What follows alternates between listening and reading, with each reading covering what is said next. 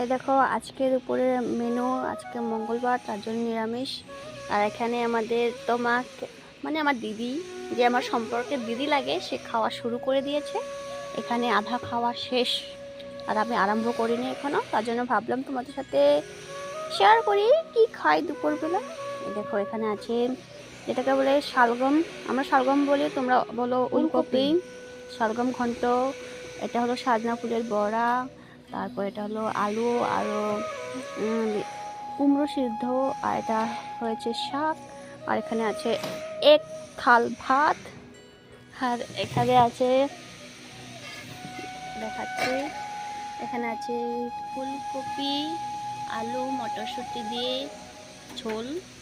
আর এখন খাবো, ঠিক আছে, বাই বাই। আর এখানে আমাকে দেখো